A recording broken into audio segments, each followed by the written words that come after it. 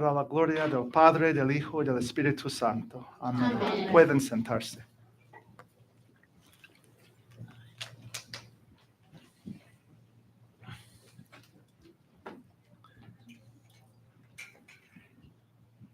De San Marcos, las palabras: este pueblo me honra con los labios, pero su corazón está lejos de mí. En vano me honran enseñando como doctrinas mandamientos de hombres. El orgullo, del tipo en el que las personas se ven a sí mismas como más importantes que los demás. El tipo de orgullo en el que la gente desea exaltarse a sí misma por encima de los demás. Ese tipo de orgullo. Vemos por primera vez el orgullo en el jardín de Edén.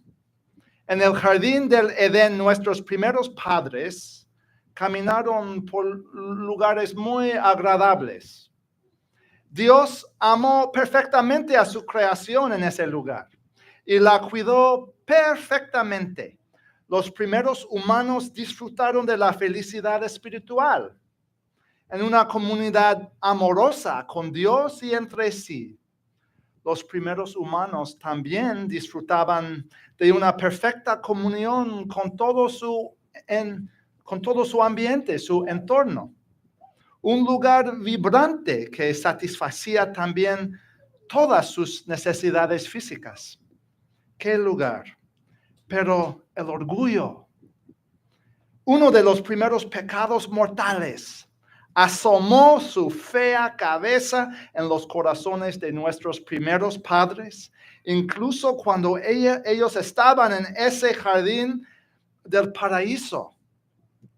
Ellos querían ser como Dios, igual como Él. ¿Te suena familiar? Ellos querían saber lo que Dios sabía y salir con la suya en sus propias vidas. Los humanos quieren ser el jefe en lugar de Dios. No hay mucho cambio hasta el día de hoy en el corazón humano. Nosotros vimos el pecado de orgullo demostrado por los antiguos israelitas, sentenciados como estaban a vagar por el desierto durante más de 40 años porque ellos se quejaron y se rebelaron contra los líderes elegidos por Dios. Y nosotros discernimos el pecado del orgullo a lo largo de la Edad Media, cuando diferentes denominaciones desde la cristiandad se quemaban unos a otros en la hoguera. Y detectamos la presencia del orgullo en un pasado no muy lejano. En casos de limpieza étnica, recordamos el holocausto judío, el genocidio en Ruanda, en África, el genocidio de los armenios, y la lista continúa. En la misa del miércoles pasado, por la noche, nuestro padre Noé observó que el pecado del orgullo es el fundamento de los reinos del mundo. Y nos escandalizamos ante el pecado de orgullo, un orgullo increíble, un orgullo escandaloso, un orgullo aparentemente imperdonable en el clavado del Rey de la Gloria Jesús en la cruz en los días de Poncio Pilato y el emperador Tiberio. Las palabras pronunciadas por Jesús a los fariseos en la lectura del Evangelio de hoy podrían haber sido dichas a Adán y Eva después de la caída del jardín del Edén. Tienes una excelente manera de rechazar el mandamiento de Dios para establecer tu propia tradición. Que entendamos que el jardín del Edén no era solo un espacio físico, era también una realidad espiritual. Y los fariseos no tenían esa realidad en sus corazones. Con su falta de amor, y con su orgullo desmesurado, ellos demostraron que el reino de Dios aún estaba lejos de sus corazones. En nuestro pasaje de hoy de San Marcos, los fariseos menospreciaban a los discípulos de Jesús por no lavarse las manos adecuadamente antes de comer. Se nos dice que los fariseos tenían muchos requisitos para el lavado adecuado de las manos y la limpieza de los utensilios para comer. Además, ellos querían evitar el mandamiento de Dios que cuidaran de sus propios padres. Tal era su orgullo. Y la justificación de no cumplir con el mandamiento de Dios y su obsesión por la limpieza exterior indican que la apariencia exterior importaba mucho a los fariseos y a los líderes religiosos. El pecado del orgullo se hace evidente una vez más en el que aquellos entre el pueblo elegido de Dios demostraron que todavía estaban muy lejos del paraíso. El amor encontrado en el paraíso, el amor a otros según el modelo de la Santísima Trinidad, estaba ausente entre un grupo de personas que valoraban su propia estatus por encima del de sus vecinos, incluso más que el bienestar de sus propios padres. Jesús reprendió a cualquier de sus oyentes que escucharon a los fariseos cuando Jesús señaló que las cosas no siempre se ven, que las cosas importantes no siempre se ven fácilmente. Las cosas escondidas en el corazón de una persona son las cosas importantes, los verdaderos indicadores de si el paraíso está siendo restaurado o no. Las cosas de adentro, los verdaderos indicadores de si el reino de Dios ha venido a la tierra como en el cielo, como oramos cada vez que estamos aquí juntos. Entre las cosas del corazón mencionadas por Jesús, el orgullo también fue mencionado como algo malo, que viene de adentro, no de afuera, que contamina una persona más que cualquier apariencia exterior. Pero tal vez con más de 2000 años de historia cristiana a nuestras espaldas, podríamos pensar que no tenemos nada nuevo que aprender aquí. El orgullo es un pecado tan obvio para los veteranos de la fe como somos muchos de nosotros. Algunos de nosotros que íbamos a la escuela, a la iglesia, cuando éramos niños, aprendimos sobre el orgullo en la escuela dominical como niños. El orgullo obviamente está mal y lo evitamos. Más bien la humildad es lo que predicamos y así decimos. Sin embargo, recientemente yo me irrité un poco cuando un amigo no respondió lo suficiente rápido a mi mensaje de texto. Yo merezco una respuesta rápida. Y también me molesté hace poco cuando un miembro de mi familia no me informó lo suficiente rápido sobre un asunto familiar, porque yo merezco una respuesta eficiente de mi familia. Y recientemente yo quería unos aplausos por un gran sermón que prediqué. Recientemente yo ignoré a mi esposa cuando ella no compartía mi punto de vista, que por cierto era el punto de vista correcto. No di amor ni afecto a mis hijos porque no aceptaron mi programa en la casa. Soy papá. Yo sé cómo se debe administrar mi propia casa. Y yo estoy en mi derecho de decirle a la gente qué hacer en mi propia casa. Estos días a veces me pierdo regularmente la oración y la Eucaristía del viernes por la mañana, aunque yo estoy disponible. Porque me digo a mí, yo asisto a suficientes misas semanales y yo no necesito ninguna ayuda extra, tengo lo suficiente. No necesito otra Eucaristía. Y recientemente como diácono no he asistido a algunas de las visitas en la casa, en las casas de la gente que me gustaría realizar.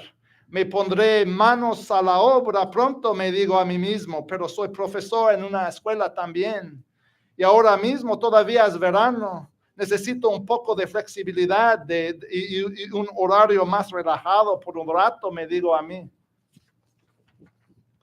Y yo ni siquiera he penetrado la superficie del orgullo en mí. Cuando se trata de ponerse uno mismo en primer lugar por el orgullo, yo soy el peor infractor. Pero tal vez yo no sea el único en la sala familiarizado con el orgullo en todas sus formas equivocadas.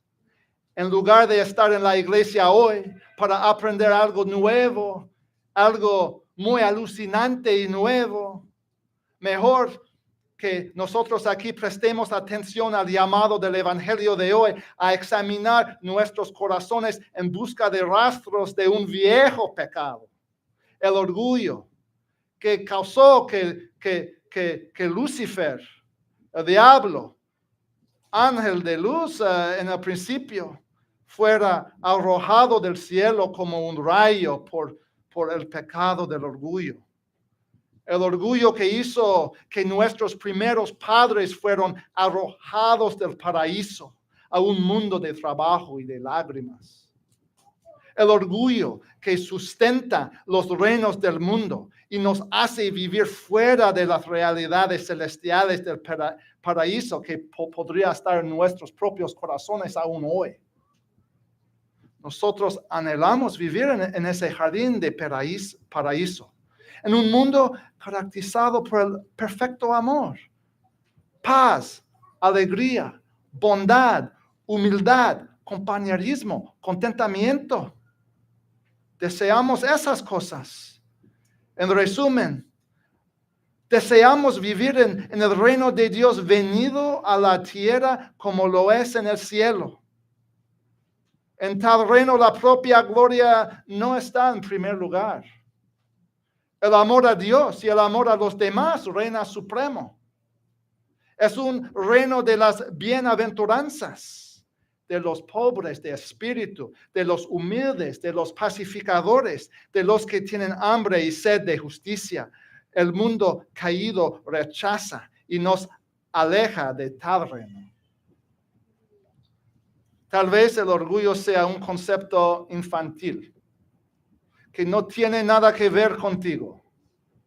Pero el profeta, en nuestra lección del libro de Deuteronomio, te insta a alejarte de la orgullosa autocomplacencia cuando te advierte que solo cuídate y guarda tu alma con diligencia para que tú no olvides las cosas que tus ojos han visto y para que no se aparten de tu corazón todos los días de tu vida. Y el apóstol Pablo del Nuevo Testamento de hoy nos humilla aún más cuando él sugiere que no podemos pelear las batallas del reino de Dios sin alguna protección. Nos anima a ponernos toda la armadura de Dios, que necesitamos tal protección, que es la armadura de Dios, que es nuestra esperanza contra las acechanzas del diablo, contra el pecado del orgullo, contra la ruina de Adán y Eva, contra la ruina de los fariseos y innumerables almas. Necesitamos la protección de la armadura de Dios, que nos da esperanza para resistir ese orgullo que nos amenaza. San Pablo menciona el escudo de la fe, con el que podemos apagar todos los dardos encendidos del enemigo. Con el escudo de la fe nos aferramos a la promesa de Jesús mismo. Nuestro Santo Padre, el Padre Noé de San Joaquín, nos animó aún más el miércoles pasado cuando nos dijo: el padre Noé dijo, Jesús ha destronado nuestro ego y trastornado nuestro orgullo.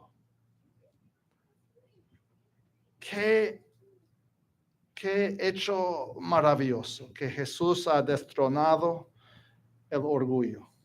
Como ciudadanos del reino de Dios, el padre Noé observó que nosotros hemos sido liberados de la tiranía del orgullo y liberados para priorizar las necesidades de los demás y interactuar con ellos como lo haría Jesús, habiendo sido revestidos de su naturaleza y de su carácter. Es lo que estamos haciendo cuando nos acercamos al santo altar, llevando por adentro el carácter de Jesús para que su carácter nos caracteriza a nosotros. El Salmo de hoy pregunta, Señor, ¿quién habitará en tu tabernáculo? ¿O quién descansará sobre tu santo monte? Y responde, el que lleva una vida incorrupta, el que hace lo correcto, el que habla la verdad desde su corazón. Cosas adentro importan, no de afuera. Por lo tanto, que nosotros seamos sinceros acerca de lo que encontramos en nuestro propio corazón después de examinarlo hoy, para que podamos ser sanados de nuestro orgullo y de todo pecado. En este año de avivamiento eucarístico dentro de la iglesia, hacemos bien en aprovechar la oportunidad de examinar nuestros propios corazones, para poder acercarnos a la mesa de Dios con humildad y no orgullo. En humildad reconocemos nuestra necesidad de Cristo cuando estamos llevándolo por adentro. En humildad reconocemos que no podemos agradar a Dios con nuestros propios esfuerzos. En humildad nos aferramos al cuerpo y a la sangre de Cristo, que nos salva de nuestro orgullo. No nos salvamos a nosotros mismos. Nuestro catecismo afirma que el cuerpo y la sangre de Cristo son verdaderamente tomados y recibidos por dentro por la fe en la cena del Señor. Recordamos en estas palabras el escudo de la fe que necesitamos, que apaga los dardos encendidos del maligno. Que tengamos ese escudo de la fe cuando estemos aquí, ante el altar del Señor. Puede que el orgullo se aburra un poco con todo esto. El orgullo puede acercarse a la mesa del Señor con un poco de indiferencia. Me alegro de estar aquí, pero no sería gran cosa si no estuviera aquí. Si no lo hago hoy, nos vemos la próxima vez. Esto sucede todas las semanas. Hay muchas oportunidades para hacer eso de la iglesia cuando surja la necesidad. Puede decir el orgullo. Pero la humildad, por otro lado, examina su corazón cada vez que está aquí. Se aferra a Cristo por la fe, así como se aferra al pan y al vino. La humildad reconoce su necesidad de recibir a Cristo continuamente en cada oportunidad que tenga. Y no es indiferente aquí. De modo que a medida que recibimos a Cristo, la humildad de Cristo se convierte en nuestra humildad. Y traemos a Cristo a nuestros hogares. Y traemos a Cristo a nuestra iglesia. Y traemos a Cristo al mundo que nos rodea. De modo que venga el reino de Cristo y se haga su voluntad en la tierra como en el cielo. Qué importante. Qué cosa que el mundo necesita ver entre la comunidad de Dios en este año. El mundo necesita ver una comunidad de Dios con ojos fijados en Cristo. En particular en este año electoral, cuando hay mucha polémica entre los partidos y partidarios políticos. Cuídate y guarda tu alma con diligencia. Las palabras del Salmo son palabras para nosotros, aún hoy, al acercarnos a la santa mesa del Señor. Y son palabras para todos los días. Cuídate, guarda tu alma con diligencia.